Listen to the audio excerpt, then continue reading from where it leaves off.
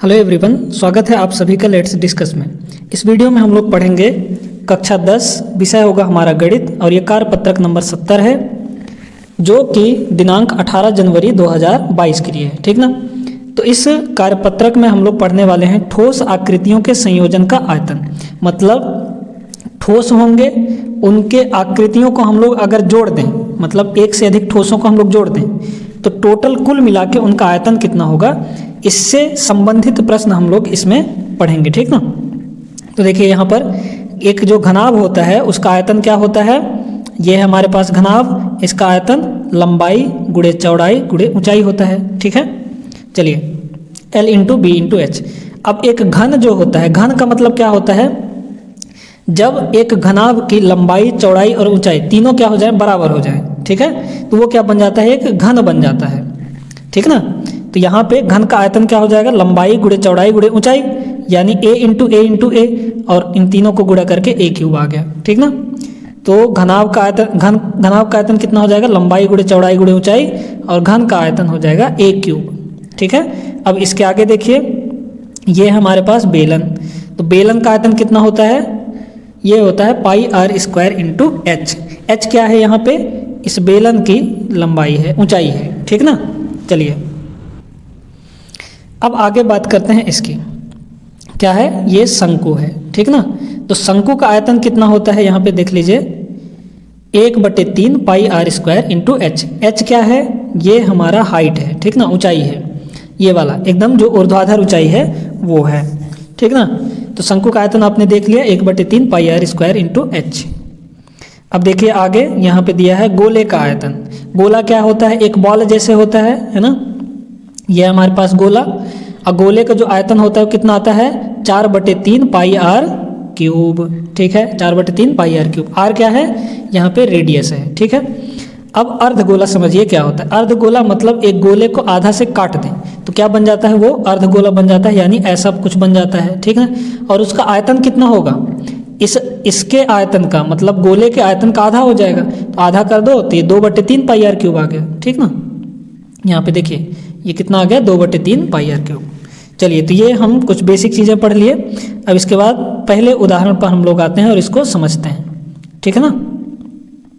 देखिए यहाँ पर क्या दिया है, ये 12 सेंटीमीटर लंबी, ध्यान दीजिएगा ये 12 सेंटीमीटर नहीं है, यहाँ पे कुछ एक गड़बड़ी हुआ है, ये 9 सेंटीमीटर होगा, ठीक है ना। ये कितना होगा, 9 सेंटीमीटर, ठीक ना। इंग्लिश वाला जो वर्कशीट है उसमें दिया गया है 9 सेंटीमीटर, तो ये 9 सेंटीमीटर होगा। 9 सेंटीमीटर लंबी तथा 1.5 सेंटीमीटर त्रिज्या वाले आधार की 5 पेंसिलों का आयतन, ये क्या 5 पेंसिलों का आयतन पूछा है हमको, ठीक है। शंक्वाकार भाग की ऊंचाई कितनी है, 3 सेंटीमीटर, ये हमको अलग से दिया गया है। चलिए समझते हैं इसको, इस चित्र को क्या दिया है यहाँ पे। तो ये हमारा एक पूरा पेंसिल है और ये हो गया हमारा शंक्वाकार भाग जिसकी ऊंचाई कितनी दी गई है, ये दी गई है 3 सेंटीमीटर, ठीक है। उसके बाद जो हमारा बेलनाकार भाग है ये वाला, ये पूरा भाग, ठीक है, इसकी ऊंचाई कितनी दी गई है, 6 सेंटीमीटर। और सबसे नीचे देखिए आप लोग यहाँ पे, तो एक अर्धगोला दिया गया है। इस अर्धगोले की त्रिज्या कितनी होगी, जो शंकु की त्रिज्या होगी, यानी आधार की त्रिज्या होगी वही, ठीक है। अब चलते हैं इसके सॉल्यूशन पर। तो त्रिज्या कितनी होगी, 1.5 दिया है ये हमको यहाँ पर, और उसको कितना लिख सकते हैं, 3/2 लिख सकते हैं हम लोग, ठीक है ना। H1 क्या है यहाँ पे, इस बेलन की क्या है, ऊंचाई है 6 सेंटीमीटर। ये जो H2 है ना, ये H2 है, इसकी ऊंचाई मतलब शंक्वाकार भाग की ऊंचाई, जो शंकु है उसकी ऊंचाई है, ठीक है। अब हमको 3 चीज़ें मिल गई। तो देखिए हमको क्या निकालना है, 5 पेंसिलों का आयतन। तो सबसे पहले हम क्या करेंगे, एक पेंसिल का आयतन निकालेंगे। एक पेंसिल का आयतन निकाल के और उसको 5 से गुणा कर देंगे तो 5 पेंसिल का आयतन आ जाएगा, ठीक है। तो सबसे पहले हम लोग जुगाड़ लगाते हैं कि एक पेंसिल का आयतन कैसे निकाला जाए। तो अब देखिए इसको ध्यान से, एक पेंसिल का आयतन मतलब कितने भाग हैं, इस पेंसिल में कितने भाग हैं, 3 भाग हैं, यानी कि एक शंकु है, एक बेलन है और एक नीचे हमारा क्या है, यहाँ पे है हमारा अर्धगोला, ठीक ना, ये वाला, ये अर्धगोला है। तो तीनों का आयतन अगर जोड़ दें तो एक पूरे पेंसिल का आयतन आ जाएगा, ठीक है। तो देखिए बेलन का आयतन हमने जोड़ा किसके साथ, शंकु के आयतन के साथ, और उसे जोड़ दिया गोले के आयतन के साथ, मतलब तीनों का आयतन हमने जोड़ दिया। अब तीनों का आयतन क्या क्या होता है, तो बेलन का आयतन होता है पाई आर स्क्वायर एच, शंकु का आयतन है 1/3 पाई आर स्क्वायर एच, और अर्धगोले का आयतन होता है 2/3 पाई आर क्यूब। ठीक है, चलिए यहाँ से हमने क्या किया, पाई आर स्क्वायर कॉमन ले लिया, यहाँ पे बचा H1, यहाँ पे बचा 1/3 H2, और यहाँ पे बचा 2/3 इंटू आर। सभी का हमने यहाँ पर मान रख दिया, किसका किसका, आर का मान रखा, H1 का मान रखा, H2 का मान रखा। H2 क्या है, ये 3 सेंटीमीटर है, ठीक है। H1 क्या है, ये 6 सेंटीमीटर है। सभी का वैल्यू रख दिए, यहाँ से सबको गुणा करके, है ना, गुणा करने के बाद यहाँ पे इतना आ गया, और इसको हम लोग यहीं पर छोड़ दिए, ठीक है, इतना आ गया। अभी पता चलेगा क्यों छोड़े हैं यहाँ पे इतना, ठीक है। तो एक पेंसिल का आयतन कितना आ गया हमारे पास, 99/14 इंटू 8 सेंटीमीटर क्यूब। चलिए अब एक पेंसिल का तो हमको मिल गया, तो 5 पेंसिल का कितना होगा, 5 और गुणा कर देंगे एक पेंसिल के आयतन से, तो यहाँ पे हो जाएगा 5 और गुणे एक पेंसिल का आयतन। एक पेंसिल का आयतन हमने निकाल लिया है इतना, यहाँ से देख सकते हैं, और इसको गुणा कर देंगे तो ये आ जाएगा इतना, और यहाँ से भाग कर दिए तो ये आ गया इतना, ठीक ना। यहाँ पे एक चीज़ ध्यान से देखिए, ये जो दिया गया है 282.85 सेंटीमीटर, तो ये सेंटीमीटर नहीं होगा, ठीक ना, सेंटीमीटर का क्यूब होगा। क्यूब क्यों होगा, क्योंकि आयतन है वो, मतलब लंबाई का 3 बार गुणा हो रहा है, ठीक है, समझ पा रहे हैं ना, लंबाई का 3 बार गुणा हो रहा है, इसलिए ये आया सेंटीमीटर क्यूब। तो यहाँ पे सेंटीमीटर क्यूब, सेंटीमीटर नहीं होगा, सेंटीमीटर क्यूब होगा, ध्यान रखिएगा इस चीज़ को। और ये चीज़ हमको लिखना बहुत ही ज़रूरी होता है, मात्रक लिखना मत भूलिएगा। चलिए पहला उदाहरण हो गया, अब चलते हैं दूसरे उदाहरण पर। तो यहाँ पे देखिए, इस उदाहरण को पढ़िए, क्या दिया है, एक दवाई का कैप्सूल बेलन के आकार का है, जिसके दोनों किनारों पर अर्धगोले हैं, ठीक है। कैप्सूल की कुल लंबाई 14 mm है, मतलब 14 मिलीमीटर, अब व्यास जो है 5 मिलीमीटर है। कैप्सूल का आयतन कितना होगा, टोटल आयतन हमको निकालना है। अब इसको समझते हैं हम लोग। तो देखिए यहाँ पर क्या दिया है कि जो कैप्सूल है उसकी कुल ऊंचाई कितनी दी गई है, 14 सेंटीमीटर, तो ये 14 सेंटीमीटर कुल टोटल यहाँ से लेकर यहाँ तक। अब देखिए जो कैप्सूल के अंत में दोनों किनारों पे क्या दिए गए हैं, अर्धगोले दिए गए हैं ना, एक अर्धगोला ये और एक अर्धगोला ये, इस साइड और इस साइड, ठीक है।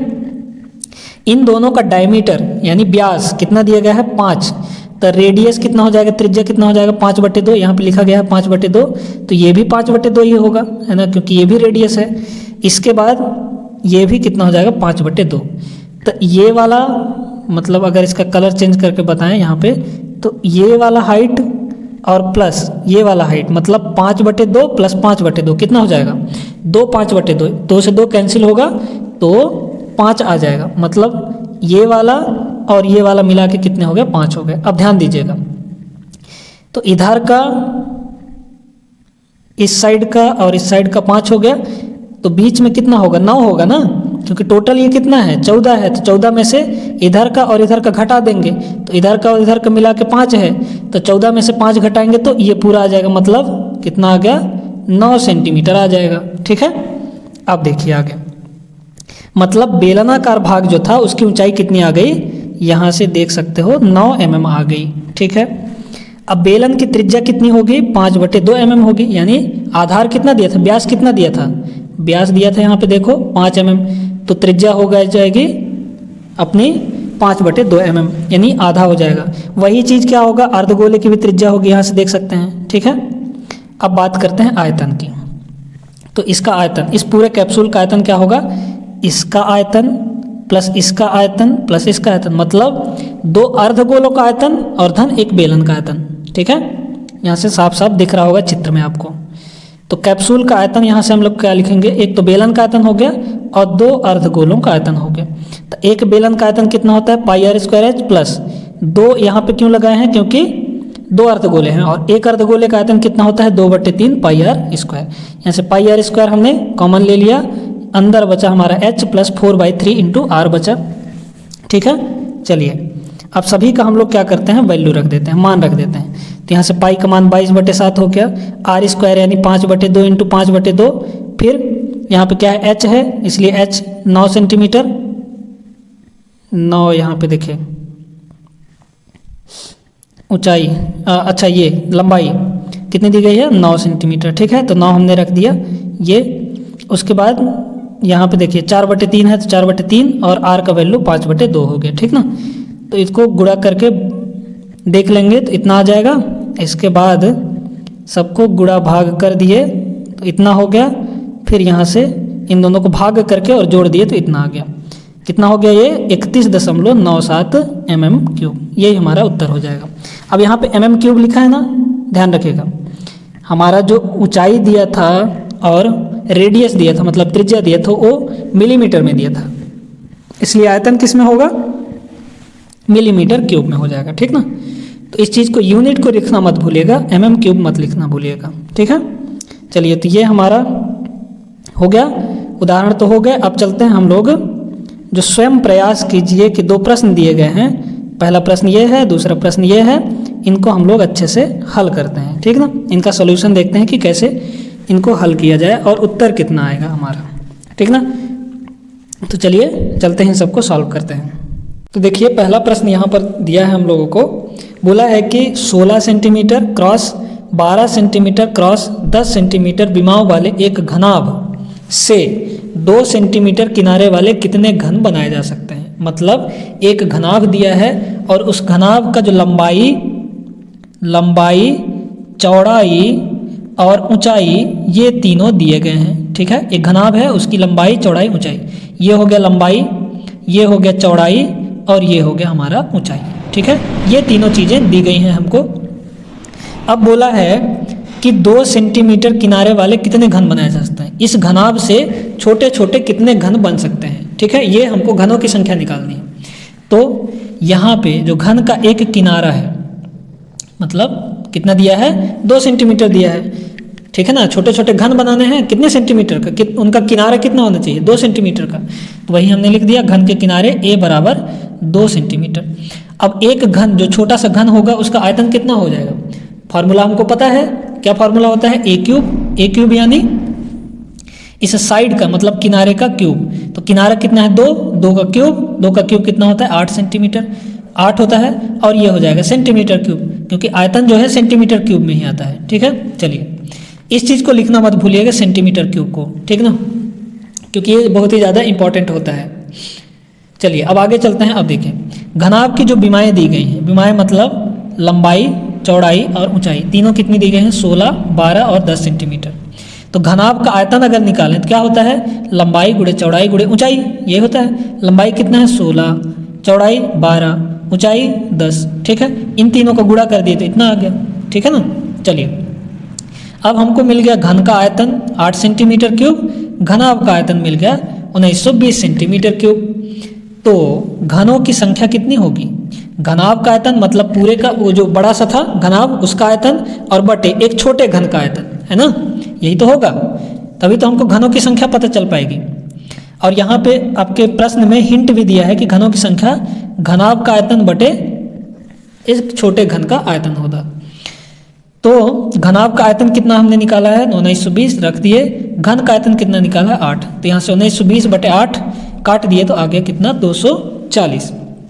मतलब जो घनों की संख्या आएगी यानी घनों की संख्या वो कितनी आ जाएगी 240 आ जाएगी। मतलब एक बड़े वाले घनाभ से छोटे छोटे कितने घन बनेंगे 240 घन बनेंगे, ठीक ना। चलिए तो ये प्रश्न हो गया हमारा। अब आगे चलते हैं प्रश्न नंबर 2 पर। तो देखिए यहाँ पर दूसरा प्रश्न, हम पहले इसका प्रश्न पढ़ते हैं कि प्रश्न में क्या दिया है। एक शंकु के आकार का ठोस, ठीक है, समान आधार वाले अर्धगोले पर खड़ा है जिसकी त्रिज्या 1 सेंटीमीटर है और शंकु की ऊंचाई उसकी त्रिज्या के समान है। ठोस का आयतन ज्ञात कीजिए। इसमें बोला है कि एक ठोस है हमारे पास, वो जो ठोस है वो शंकु के आकार का है, मतलब इस आकार का है, शंकु के आकार का, जो कि एक अर्धगोले के ऊपर है ना।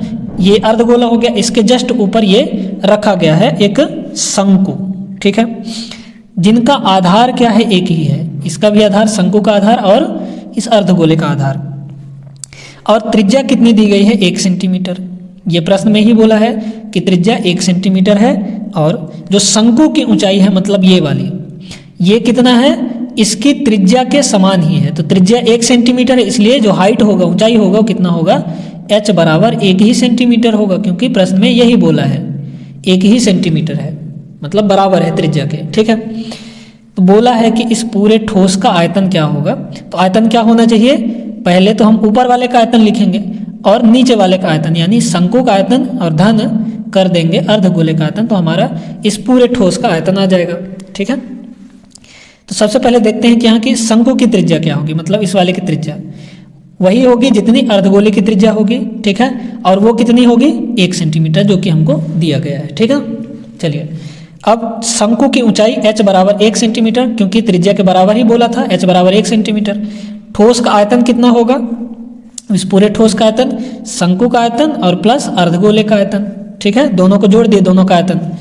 अब शंकु का आयतन कितना होता है, 1/3 पाई r square into H, H क्या है, ऊंचाई है। ठीक है, शंकु की ऊंचाई 2/3 पाई r क्यूब, ये क्या होता है, अर्धगोले का आयतन होता है। 1/3 पाई r स्क्वायर, 1/3 पाई r स्क्वायर हमने कॉमन ले लिया, यहाँ पे बचा h प्लस यहाँ पे बचा 2 इंटू आर स्क्वायर, यहाँ से बाहर निकाले है ना, तो यहाँ पे r बचेगा। ठीक ना, तो हमने ये लिख दिया।